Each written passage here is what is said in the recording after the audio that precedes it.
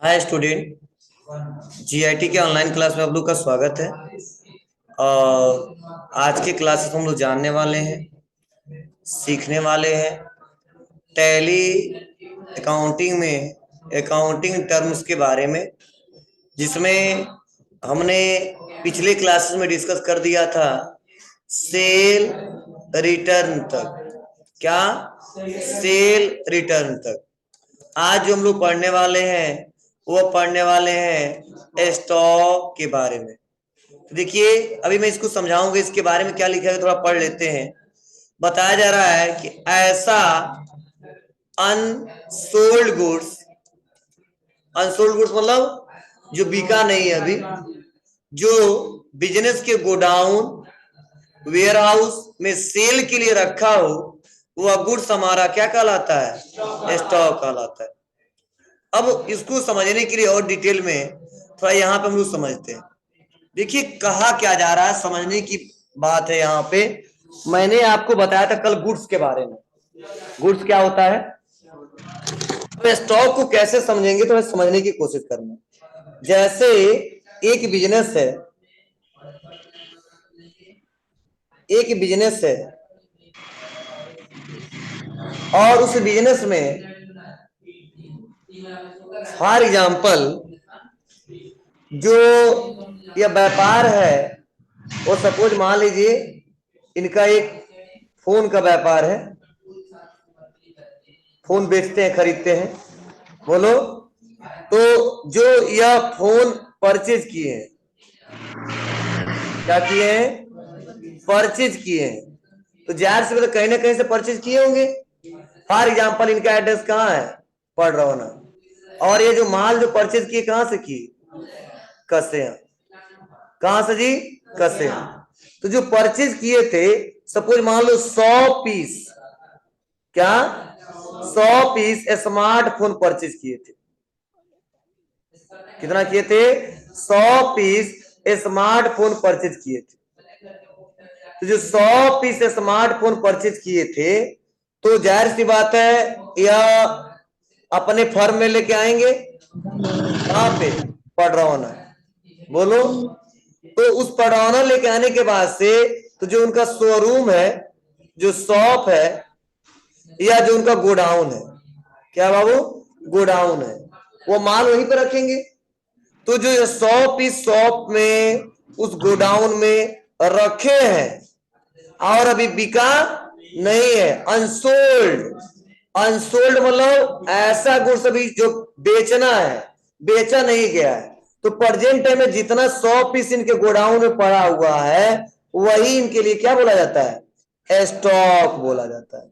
कि इनके पास इतने लाख रुपए का, इतने हजार का स्टॉक पड़ा हुआ है। कुछ समझे? कितने का पड़ा हुआ है? 100 पीसेस का। चलो मान लो यह इसमें से 25 पीस बेच दी, सेल कर दी, तो अब कितना बचागा जी? 75 पीस। बोलो, तो ये 75 पीस बचा है, ध्यान देना। जो यह 75 पीस जो बचा है, यह प्रेजेंट में कहां पे होगा? या तो उनके शॉप में होगा, या तो उनके गोडाउन में होगा।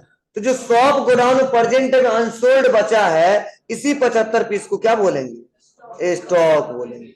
क्लियर हुआ? तो हमने कंडीशन समझाया आपको, क्लियर है ना जी? मतलब किसी फर्म पे, किसी दुकान पे चले जाते हैं और जितना उसके पास माल प्रेजेंट टाइम में पड़ा हुआ है, गोडाउन में, उस शोरूम में, उस दुकान में, तो समझ जाओ वही गुड्स उनके लिए स्टॉक कहलाता है। क्या कहलाता है? स्टॉक कहलाता है। क्लियर है ना? जैसे मान लो मेरा किराना का दुकान है और मैंने 2 बोरी चीनी मंगवाया था, 1 बोरी बेच दिया हूं, और अब आप उस समय आते हो, तो आप मेरे व्यापार में कितना स्टॉक बताओगे? 1 बोरी का चीनी का स्टॉक बताओगे? 2 का बताओगे? नहीं, प्रेजेंट टाइम में जितना बचा हुआ है, जो हमने बेचा नहीं है, जो पड़ा हुआ, वही हमारे व्यापार के लिए स्टॉक है। क्लियर है सबको? इसमें कोई दिक्कत नहीं है ना? लेकिन अब इसमें भी आपको थोड़ा कंडीशन मिल जाएंगे, इसको समझना होगा कि कब कौन सा स्टॉक और स्टॉक और किस नाम से जानते हैं। तो देखो, स्टॉक को भी हम दो नाम से जानते हैं। अब कहो सर क्या क्या, तो समझना मतलब यह है कि जब हम बिजनेस किए और व्यापार में परचेज किए, कितना पीस, 50 पीस, क्या किए, कीबोर्ड की, कितना किए जी, कीबोर्ड की, कर लिया। तो जो 50 पीस कीबोर्ड जो मंगवाया है, यह मेरे व्यापार के लिए ओपनिंग स्टॉक बोला जाएगा। क्या बोला जाएगा जी, ओपनिंग स्टॉक। ये हमारे व्यापार का ओपनिंग स्टॉक है, इतने से ओपनिंग किया था। क्लियर है। और बेचते गए, बेचते गए, मतलब हमने सेल भी किया है। क्या किया है, सेल। और उस पूरे साल में हमने 40 पीस बेच दिया है। कितना पीस बेचा है, 40 पीस। तो लास्ट में जब चेक करेंगे तो कितना बचेगा, 10। तो जो 10 बचा हुआ है, इसी को बोलते हैं क्लोजिंग स्टॉक। क्या है बाबू, क्लोजिंग स्टॉक। मतलब अगर कोई पूछे कि जो स्टॉक है, तो साल के जो स्टार्ट में जो हम स्टॉक मंगवाए हैं, उसको किस नाम से जाना जाता है, ओपनिंग स्टॉक। सब बेचने के बाद जितना पड़ा हुआ उसको किस नाम से जाना जाता है, क्लोजिंग स्टॉक। ठीक है। तो फाइनेंशियल ईयर क्या माना जाता है, हमने पढ़ा था एक दिन, 1 अप्रैल से लेके कहां तक जाएगा, 31 मार्च तक। कब, 2023। तो मान लो ओपनिंग कितने का था, 50 का, लास्ट में क्लोजिंग कितने का है, 10 का। तो लास्ट में ये पता करेंगे क्लोजिंग, तो 10 पीस का, ओपनिंग 20 का, तो बेचे कितना, 40। उस साल में 40 पीस हम बेचे थे इसको। तो समझे। अब कैसे होता है, तो कंप्यूटर के माध्यम से होगा, कंप्यूटर पे काम करें। क्लियर है ना। लेकिन बस इतना समझिए, मैं आपको कंसेप्ट समझा रहा हूं कि स्टॉक किसे कहते हैं, कब ओपनिंग स्टॉक, कब क्लोजिंग स्टॉक, और क्या फाइनेंशियल का ओपनिंग होता है, क्या क्लोजिंग होता है। इसमें किसी को कोई डाउट है, कोई डाउट है तो पूछिए हमसे, हम बताएंगे इसको और भी अच्छे से। ठीक है, मतलब जितना मैक्सिमम अच्छे से बताना बता दिया। ठीक है, मतलब अगर अभी भी समझ में नहीं आया तो कोई दूसरा एग्जांपल देंगे, गांव देहाती। हाँ, लेकिन समझ में आया तो बहुत अच्छा। क्लियर है सबको, चलिए आगे बढ़ते हैं। तो हमने कंप्लीट किया स्टॉक, स्टॉक में ओपनिंग स्टॉक और क्लोजिंग स्टॉक।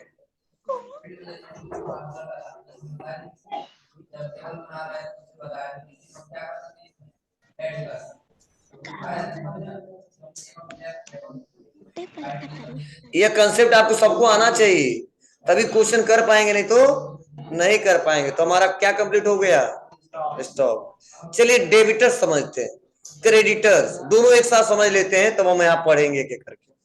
तो देखो, बिजनेस जो हमारा है, समझना, जो बिजनेस हमारा है, जब किसी से हम कोई गुड्स सोल्ड करते हैं, क्या करते हैं, सोल्ड कर, बेचते हैं, मतलब सेल्स करते हैं।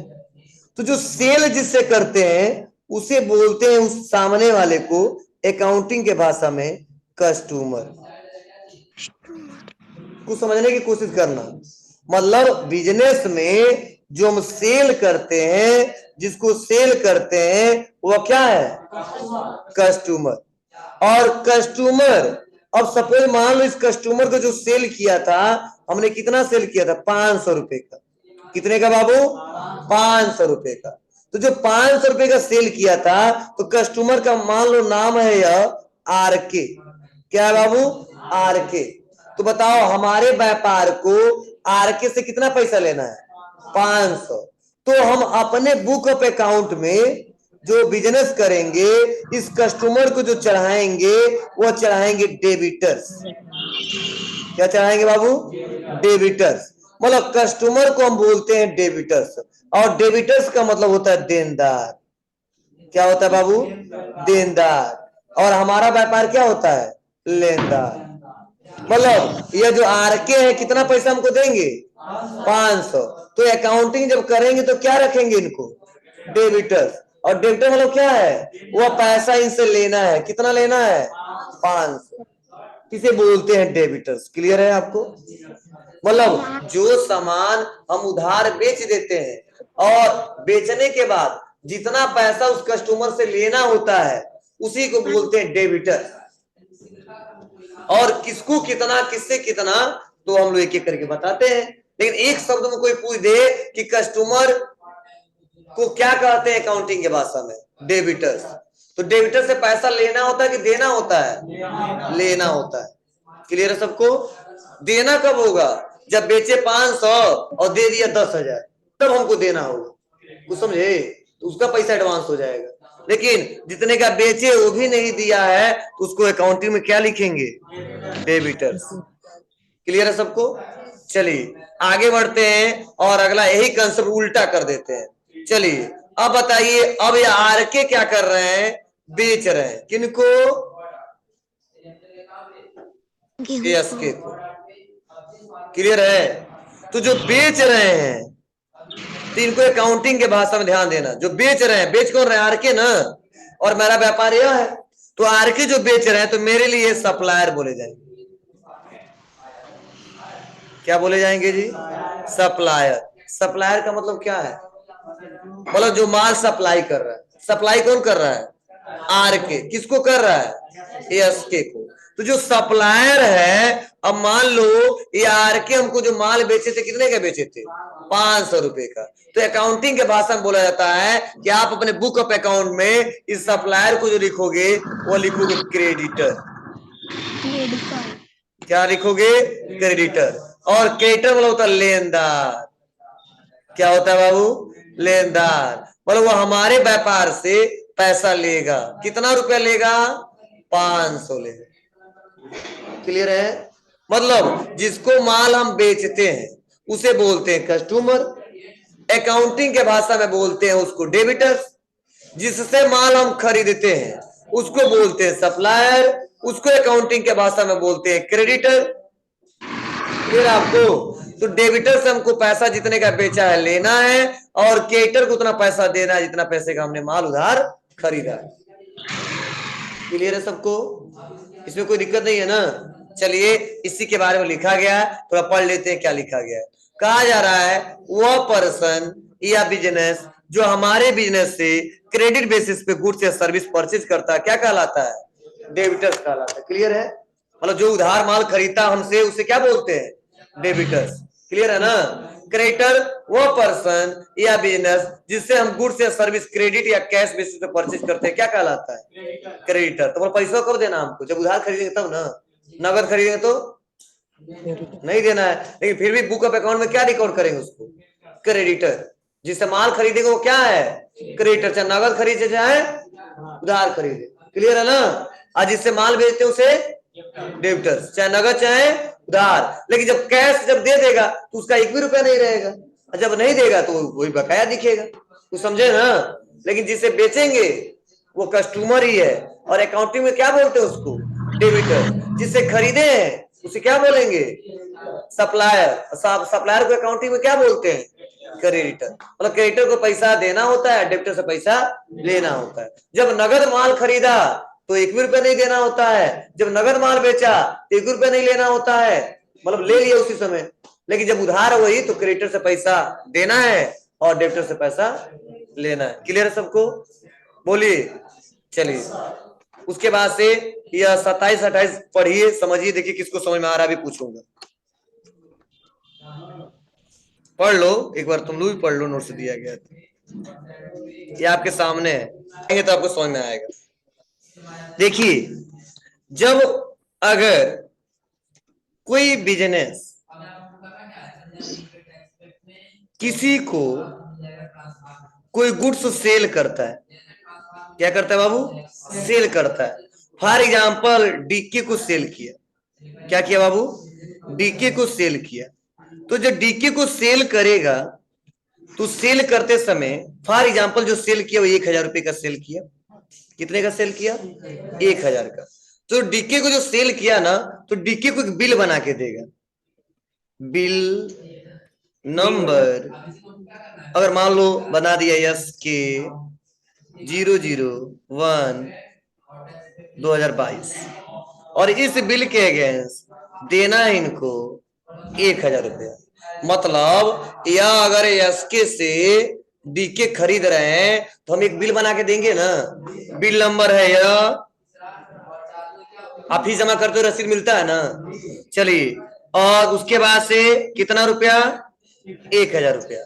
मतलब जब ये खरीदेंगे तो चाहे नगद खरीदे चाहे उधार खरीदे, तो जब नगद खरीदे तो कोई बिल देंगे तो फिर भी, लेकिन वो पैसा लेना होगा हमको, नहीं लेना होगा। तो बोला जाता है कि जिस बिल के अगेंस्ट, किस बिल के अगेंस्ट, एसके 00122, क्या इतना पैसा पाना जी, 1000। हमको पैसा पाना हो, जिस बिल के अगेंस्ट हमको पैसा पाना हो, वो हमारे व्यापार के लिए रिसीवेबल अमाउंट होता है। क्या होता है जी, रिसीवेबल अमाउंट होता है।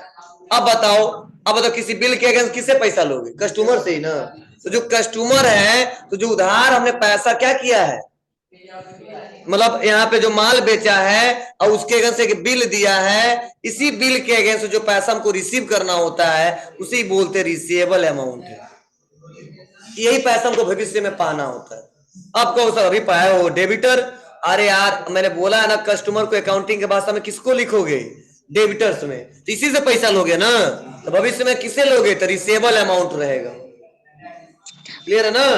और वो पैसा जो हमको पाना है हमारे व्यापार के लिए क्या बोला जाएगा, एसेट्स। बड़ी जल्दी भूल गया।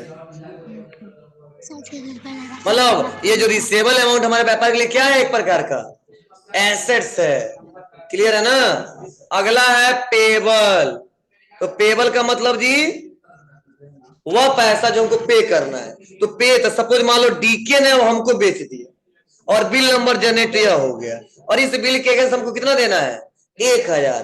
तो जिस बिल के अगेंस्ट हमको पैसा देना है वही हमारा क्या कहलाता है, पेबल अमाउंट। और जो पैसा हमको देना होता है कल परसों, तो हमारे व्यापार के लिए क्या बोला जाता है, लायबिलिटीज। पढ़ाया था हमने, सब भूल जाता है।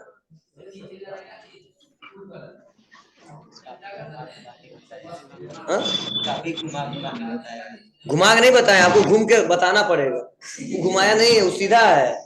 आपको कंसेप्ट क्लियर होना चाहिए, ठीक है। मतलब अकाउंटिंग जितना करोगे सुबह से लेकर शाम तक, 5 ही पे फर्क पड़ेगा। किस पे, assets, liabilities, capital, income, expense. तुम चारों पांचों बताए ना, यही तो आपको डिसाइड करना है कि एसेट्स कब, लायबिलिटीज कब, कैपिटल कब, इनकम कब और एक्सपेंस कब। तो थोड़ा दिमाग लगाना पड़ेगा। चलो बस इतना समझ में आया रिसीवेबल अमाउंट का मतलब क्या है। मतलब किसी बिल के अगेंस्ट अगर हमको पैसा वो रिसीव करना है उसे बोलते हैं रिसीवेबल अमाउंट, और हमारे व्यापार के लिए एसेट्स होता है। क्लियर है। किसी बिल के अगेंस्ट हमको पैसा पे करना होता है उसे बोलते हैं पेबल अमाउंट, और पेबल अमाउंट हमारे व्यापार के लिए लायबिलिटीज होता है। जैसे रेंट हमने नहीं दिया, समझे, और रेंट नहीं दिया तो हमारे व्यापार के लिए क्या है, वो आउटस्टैंडिंग रेंट है, बकाया राशि है, और आगे चल के फ्यूचर में हमको देना है। तो व्यापार के लिए क्या बोला जाएगा, लायबिलिटी। रेंट हमको एडवांस हमने दे दिया, देखिए अब इसका बेनिफिट फ्यूचर में लेना है व्यापार के लिए, एसेट से। इतना बार पढ़ाया और समझाया फिर भी भूल जाता आप लोग।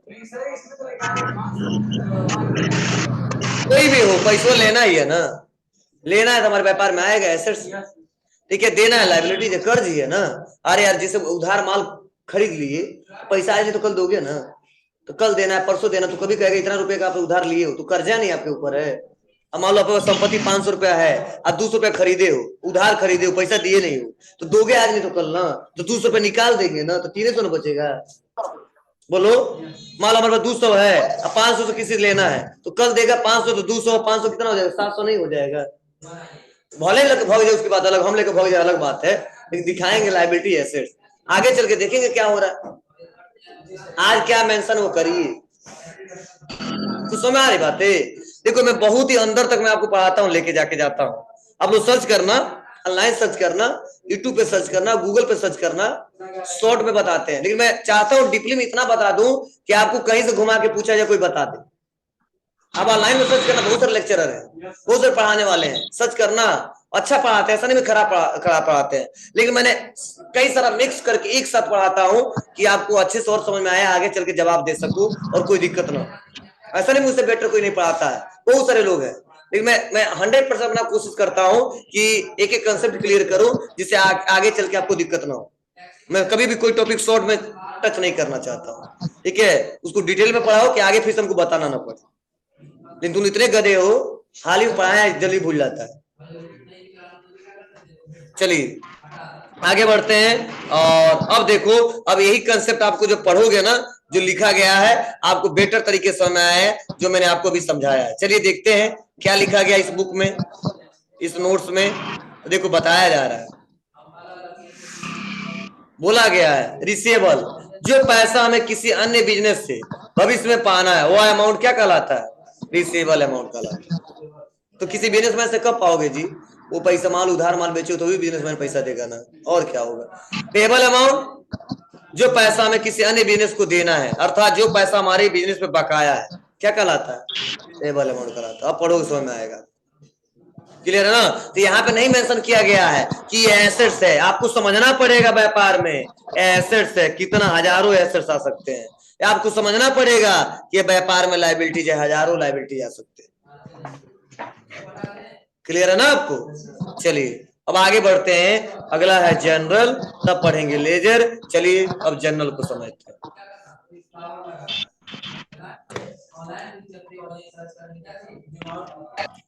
अरे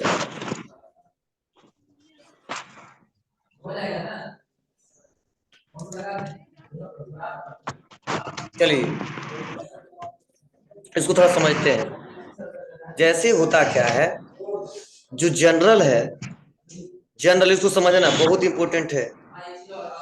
जनरल एक डे बुक की तरह होता है। किसकी तरह होता है?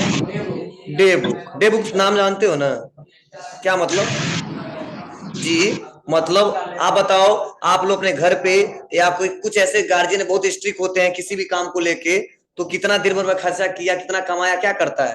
कहता है कॉपी खोलो, ठीक है, और लिखो डेट। क्या लिखो? डेट। और डेट लिखो क्या? 1/1/4। और इस डेट को हम परचेज किए हैं। क्या किए हैं? कीबोर्ड किए हैं। कितने रुपए का? तो 500 रुपए का। लिखते हो? फिर से आते हैं अगले दिन, हम मान लो फिर से लिखिए डेट। अब किस डेट को जी? तो 1/5 को, 1 मई को हमने खरीदा क्या? माउस। कितने का? 1000 रुपए का।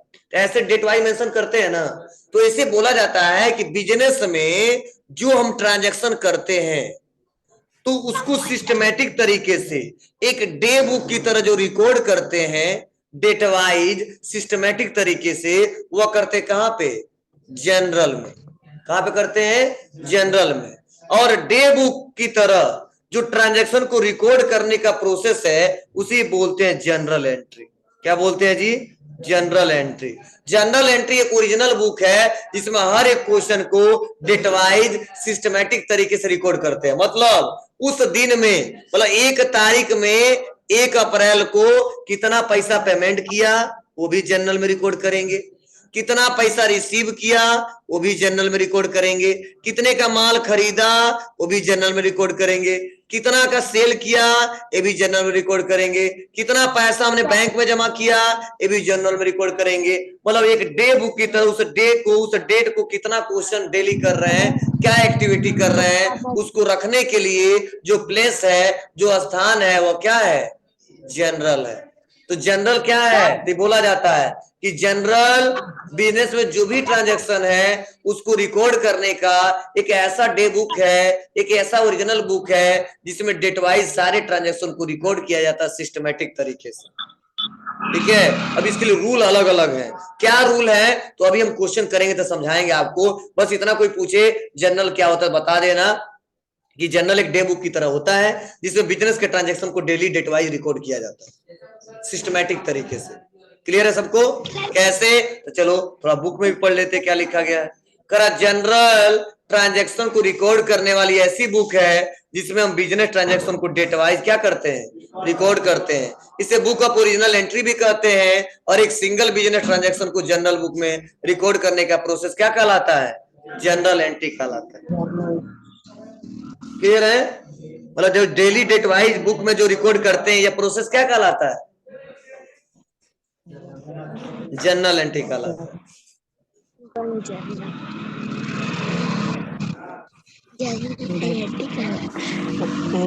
क्लियर बाबू? कोई दिक्कत नहीं है ना?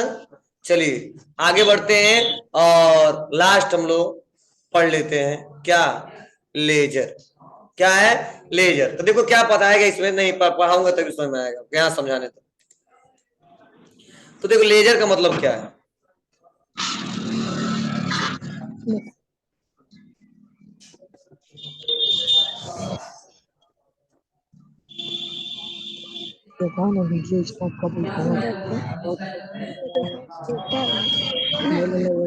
सुनो समझो, कहा जाता है कि जितने ट्रांजैक्शन होते हैं उसको रिकॉर्ड किस में किया जाता है? जनरल में। क्लियर है?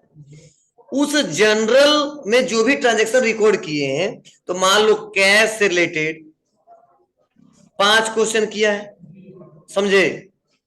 बैंक से रिलेटेड 5 क्वेश्चन किया है, परचेज से रिलेटेड 2 क्वेश्चन किया है, सेल से रिलेटेड हमने 4 क्वेश्चन किया है। अब समझने की कोशिश करना, जो ट्रांजैक्शन की किसमें रिकॉर्ड किए? जनरल में। अब आपसे हम कह दें कि बाबू इस समय कैश आपके पास कितना पड़ा हुआ, इतना क्वेश्चन करने के बाद उसका हमको समरी बता दो, तो क्या बता दो? समरी। समझे ना? कि प्रेजेंट टाइम में सब लेने देने के बाद कैश कितना पड़ा हुआ है, या अभी तक पूरे महीने में 2 क्वेश्चन में कितना परचेज किया है, या अभी तक कितना हमने सेल किया है, या बैंक में कितना पैसा जमा किया गया, कितना निकाला गया है। तो जो ट्रांजैक्शन हम किए हैं और जो जनरल रिकॉर्ड किए हैं उसे हम कह दे सीधे निकाल के बता दो, ऐसा संभव ही नहीं। इसके लिए इस जनरल से हमको उसका लेजर बनाना पड़ता है। क्या बनाना पड़ता है? लेजर। अब लेजर बनाते कैसे हैं? तो कैश वाले को अलग कर देते हैं, बैंक वाले का जो 5 क्वेश्चन उसको अलग कर देते हैं, परचेज वाले का जो क्वेश्चन वो अलग कर देते हैं, और सेल वाला का क्वेश्चन अलग कर देते हैं। जनरल में तो सबको एक साथ रिकॉर्ड करते हैं, लेकिन जब समरी निकालते हैं तो लेजर में सबको अलग। तब पता चलता है कैश हमारे पास इतना है, बैंक बैलेंस इतना है, इस महीने में परचेज इतने का किया है, इस महीने में सेल इतने का किया है। मतलब इसमें सबको एक साथ रिकॉर्ड करते हैं। लेकिन अगर उसमें कहा जाए समरी एक बार बता दो, बैंक वाला समरी अलग, कैश वाला समरी अलग, तो इसके लिए लेजर से क्या बनाना पड़ता है? लेजर। और लेजर से क्या निकलता है? समरी, जिससे हम बता सकते हैं बैंक में कितना पड़ा हुआ है, कैश कितना पड़ा हुआ, महीने में परचेज कितना किया है, सेल कितना किया है। ठीक है? उसके लिए हम क्या बनाते हैं? लेजर। क्लियर है ना? मतलब क्लासिफाई किया जाता है उसको। कैसे? जैसे मान लो, सुन लो एक और एग्जांपल बताते हैं। जैसे मान लो हम घर से निकले, क्या? घर से निकले अपने घर से, और हमारे पास बहुत लंबा सा लिस्ट था कि बाबू आलू लेके चले आना, ठीक है, टमाटर लेके चले आना, चीनी लेके आना, ठीक है, चावल लेके आना, नमक लेके आना। तो हम तो जितना किए एक झोला लेके, मान लो सबके लिए झोला अलग लेके जाएंगे? नहीं, झोला तो एक लेके जाएंगे। तो जितना हम क्वेश्चन करेंगे सब एक झोले में रिकॉर्ड कर लिए। मतलब कहाँ रिकॉर्ड कर लिए? जनरल में। बोलो। लेकिन अब घर पे जाएंगे, बताओ नमक चीनी एक ही जगह रख देंगे? नहीं, नमक वाला डब्बा अलग है, चीनी वाला डब्बा अलग है, ठीक है, मिर्च वाला डब्बा अलग है, रखेंगे ना? तो नमक को अलग रख दिया तो क्वांटिटी बता सकते हैं कितना नमक है? बोलो। शुगर वाला अलग बता सकते हैं, ठीक है, और भी जो सामान उसको अलग बता सकते हैं। मतलब रखी एक झोले में तो क्वांटिटी नहीं बता सकते एक जगह, लेकिन उसको अलग अलग, अरे घर पे भी तो कुछ होगा जी, तो सब एक बार इकट्ठा किया तब हम बताएंगे बाबू 1 kg हमारे पास शुगर बचा हुआ है, ठीक है। तो उसके लिए कहां जाना पड़ता है? लेजर में। तो उसके लिए कहां जाना पड़ेगा? घर में, उस बॉक्स में, उस डब्बे में रखना होगा जहां उसका स्थान बनाया गया है। लेकिन गांव में मतलब मार्केट में जाएंगे तो पूरा एक झोले में खरीद के लेके आएंगे, लेकिन घर जाएंगे तो किचन में अलग अलग कर देंगे उसको, ठीक। उसे बोलते लेजर, एक समरी। तो समझे? नहीं समझ आया? हाँ चलिए आगे बढ़ते हैं। इसी के बारे में बताया गया। क्या बताया गया है? जनरल ट्रांजैक्शन को रिकॉर्ड करने वाली ऐसी बुक है इसमें हम जनरल एंट्री को अकाउंट में क्लासिफाई करते हैं। क्लासिफाई मतलब अलग अलग करते हैं। जनरल बुक से ट्रांजैक्शन को क्लासिफाई करने का प्रोसेस क्या कहलाता है? लेजर पोस्टिंग कहलाता है। क्लियर है? बस आज के लिए इतना ही, ठीक है। और भी जो बाकी है